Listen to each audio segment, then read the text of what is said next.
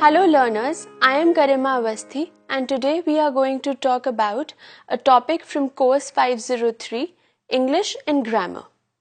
As you must know, any language is really useless without its grammar because we cannot make sense of any language without its grammar. Like that, English is also very essential to its grammar. Now let's talk about grammar in terms of first and second language. You may have noticed or seen in your environment or in your classroom that grammar is never a problem when it comes to your first language or your mother tongue. Generally, incorrect speech is associated with the acquisition of other languages which are not your home languages or are very foreign to you. So, if a child comes from a background where the parents say are speaking Hindi at home, there are very few chances that a child will have any problems of incorrect speech in Hindi. In fact, there are no problems found out as such. So when we talk about grammar, it is mostly associated with the second language. Generally, it is English.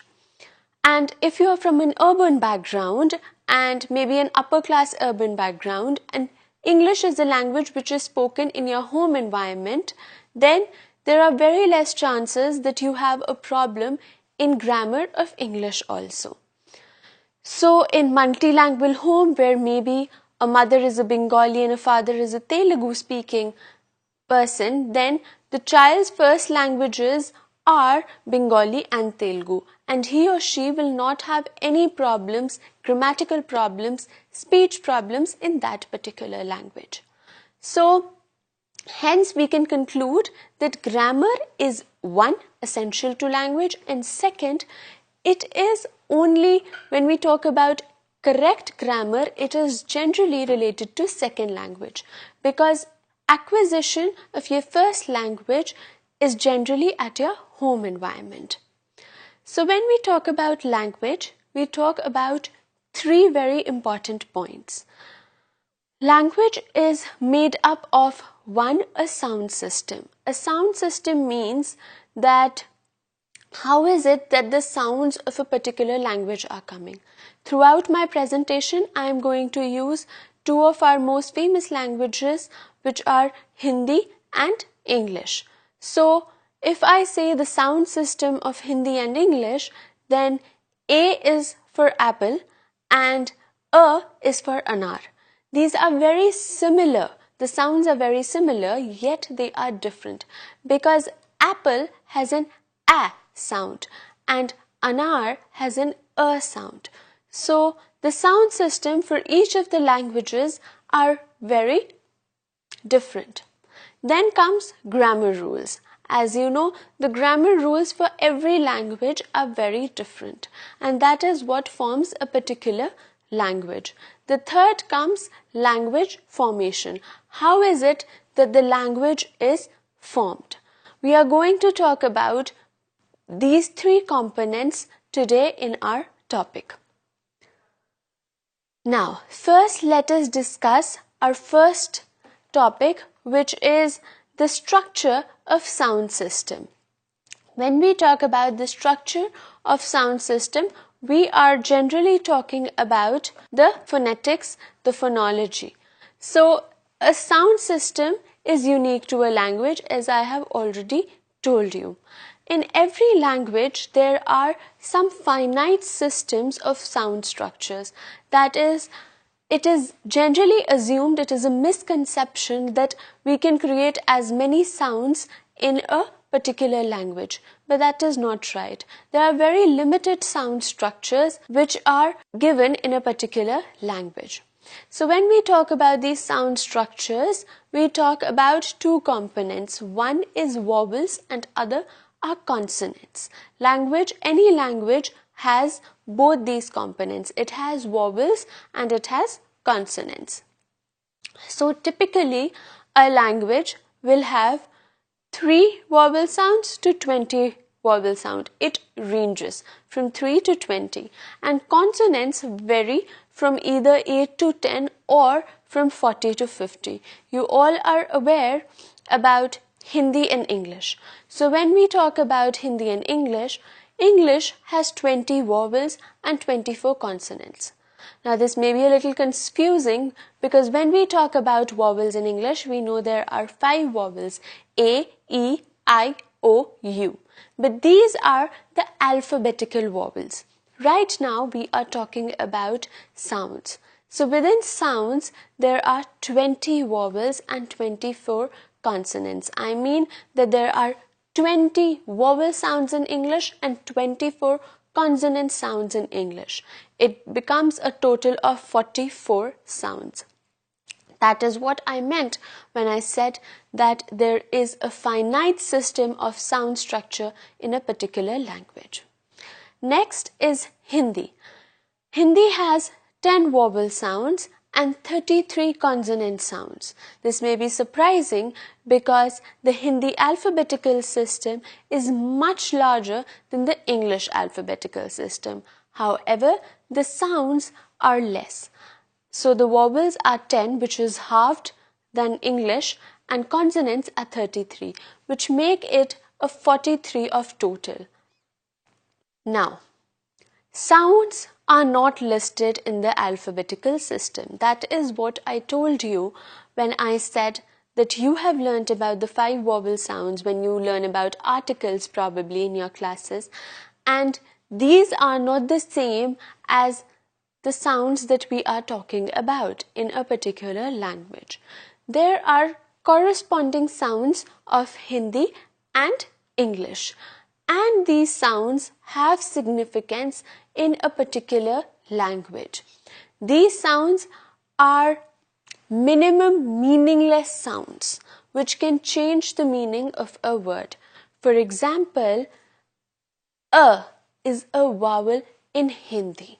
Now if I say Vidya, then Vidya is a word, and if I add the vowel A in front of the word Vidya, it becomes Avidya. Avidya changes the meaning of the word in language, where Vidya means knowledge, Avidya means not knowing anything or the negation of knowledge. Similarly, there are many words in Hindi which, if added a to them, will change their meaning. Now, if I see the same thing in English, then a very common example is run. If I say run, then it means bhagna. And if I say running, it also means bhagna, but in a different meaning, where run doesn't tell you if the act is happening, we are talking about the act, what is it about run? But running means that running is taking place right now. So specifically, when we talk about a word from singular to plural in English, we add an S. So there is a toffee and there are toffees.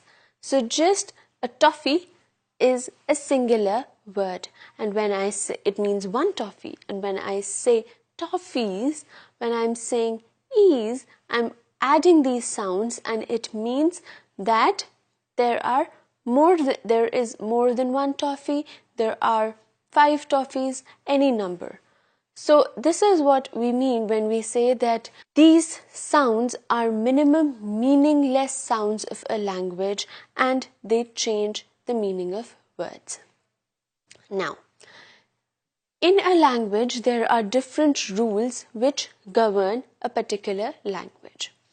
So if we talk about Hindi, then the rule comes that if a word starts with consonant cluster and first consonant is P, then the consonants that can cluster with P are Y, R and V only and none else. That is, if the first consonant is P, then next sounds are Y, R, L, V. So if I take an example of one word which is payal, then immediately P is a consonant sound, pa, and then is yel. So payal. Here ki sound is, the sound is coming.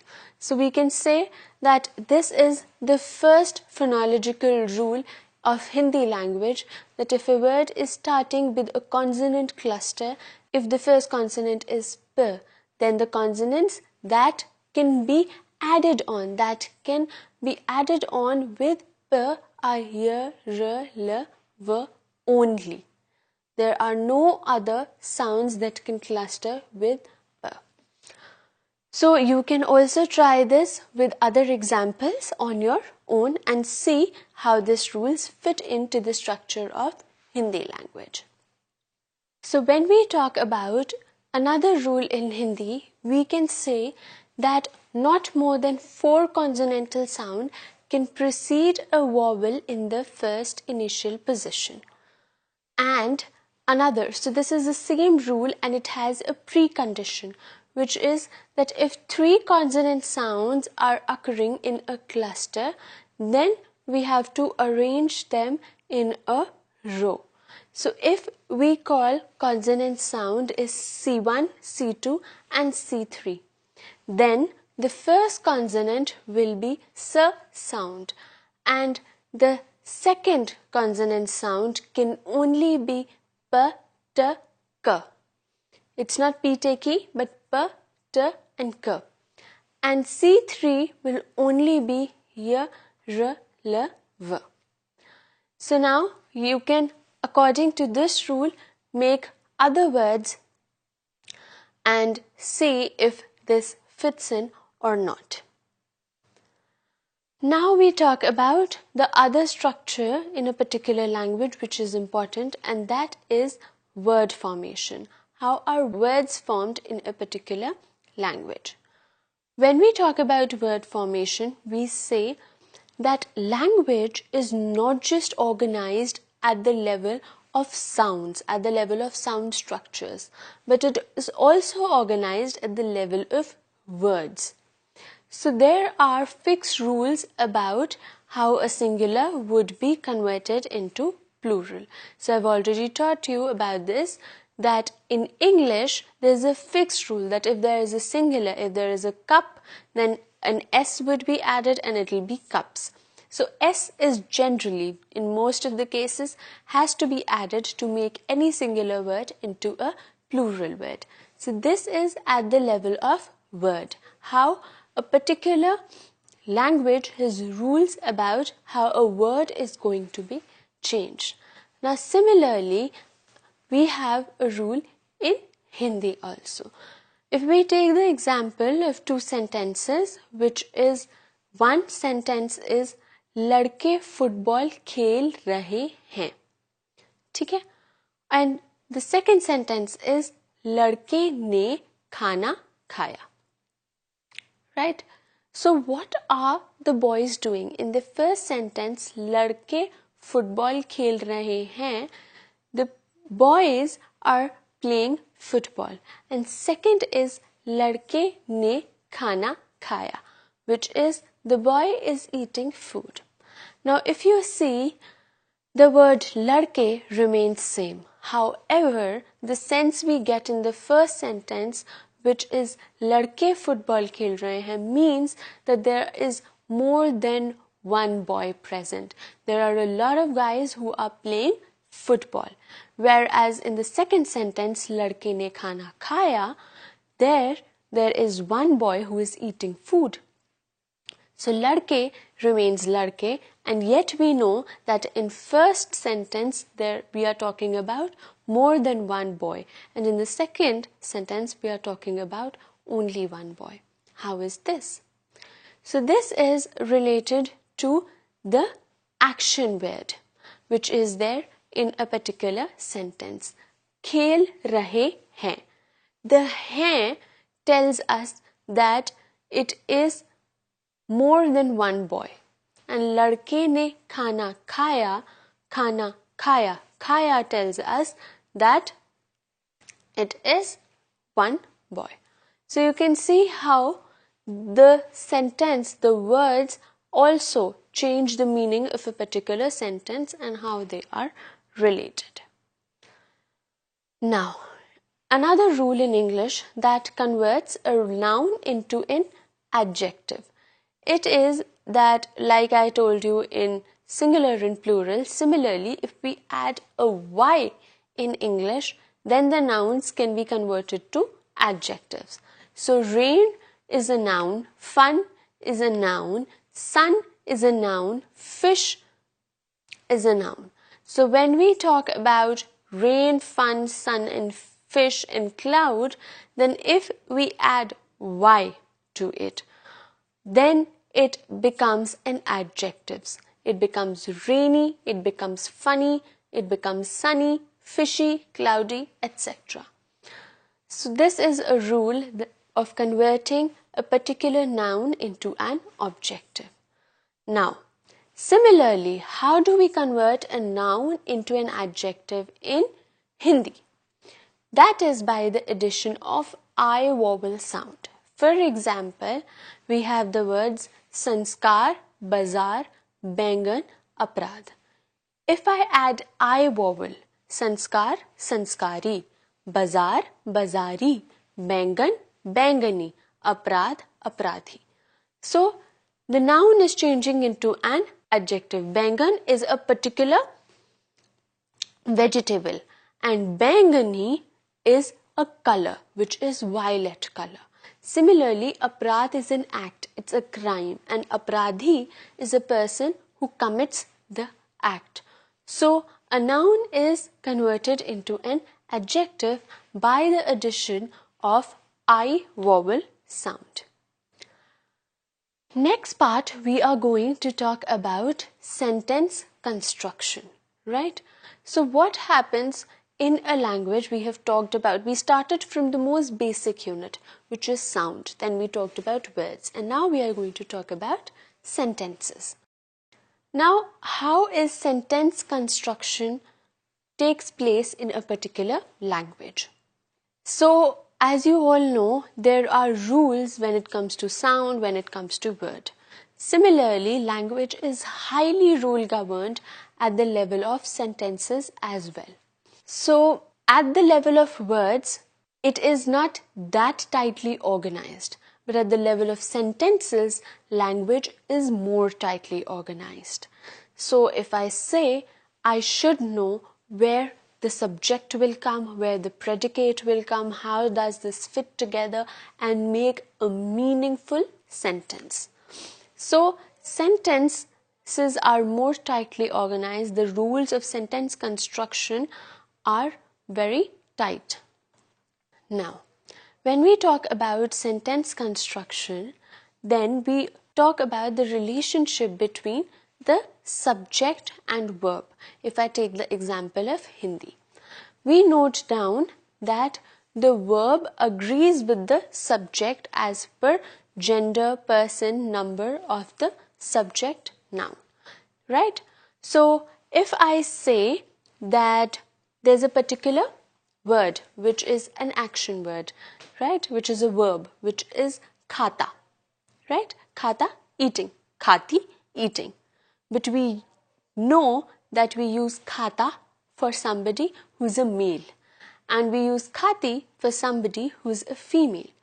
So, according to gender, the verb agrees with the subject.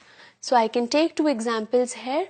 One sentence is Ram khana khata hai, right? So, Ram is a person, he is a male and he is eating. So, khata is depicting that particular subject verb. And now, Sita khana khati hai. Sita is a girl or she is a woman, she is a female. वो खाना खाती है. So again here also the verb is agreeing with the subject according to the gender. Now, लड़के ने खाना खाया, right? One boy is eating food. लड़कों ने खाना खाया. So here the words are changing from singular to plural and accordingly the sentence construction also changes. So this was when we talk about in terms of sentence. And next we are going to talk about our last component which is discourse structure.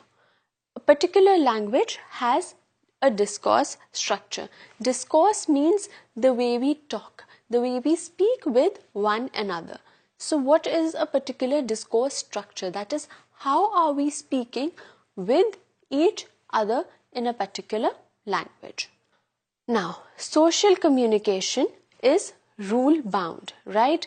So we know that when we go in a particular party and when we are talking to some of our friends, we can talk in a very informal language. But when we talk to a teacher or somebody who's in authority, then we talk in a very formal manner.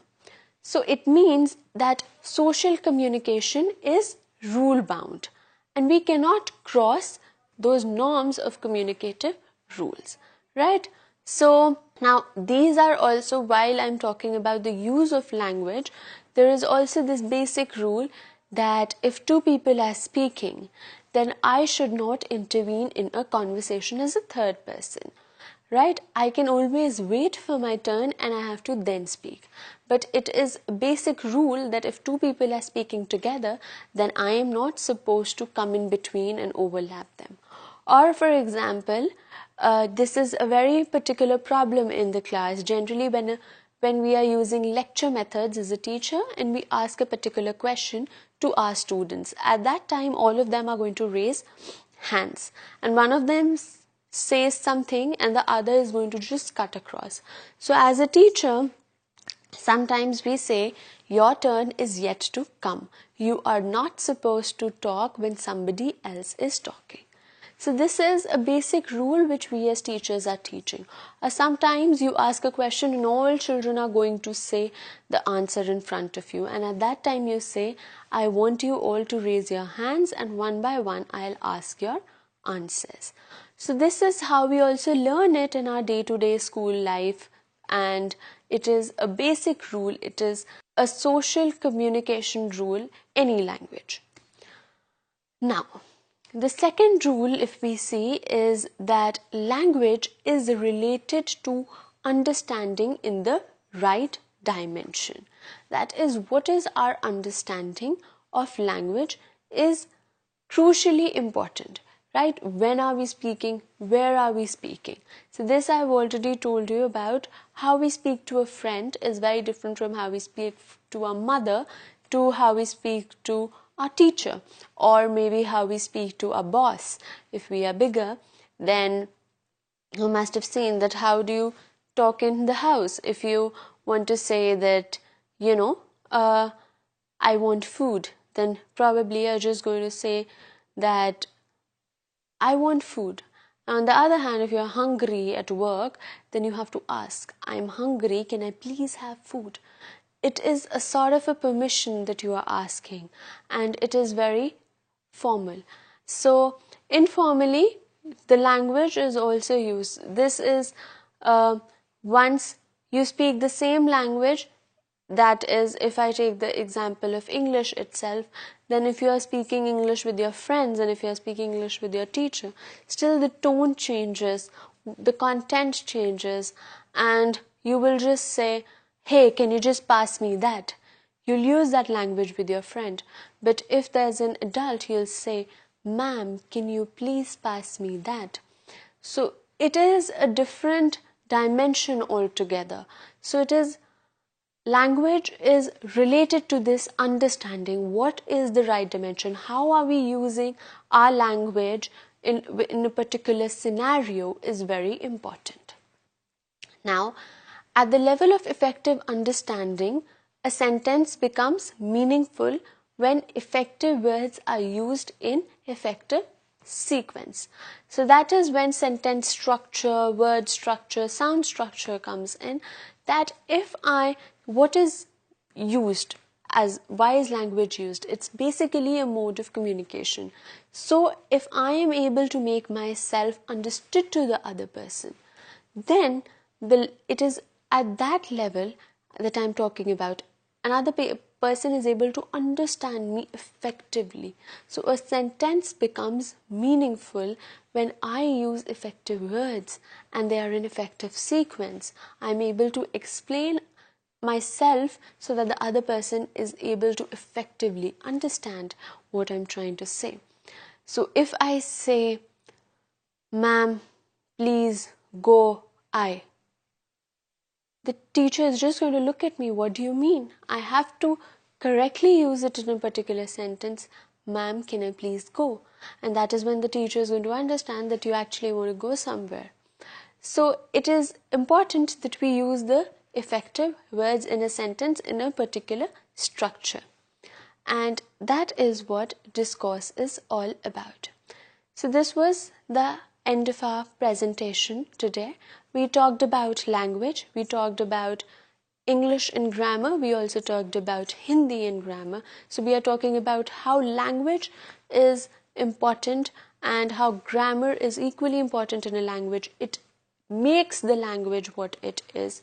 And when we talk about language, we understood that we talk about three main points, which is, one is the sound structure. We started with the smallest block, and then there is words, and then there are sentences, and at each level there are rules which govern them, and according to these three rules is what our sentence structure is our language constructed.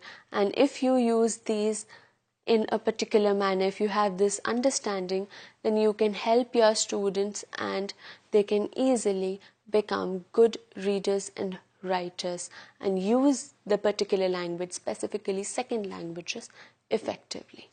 Thank you. Now we are going to see you in the next lecture.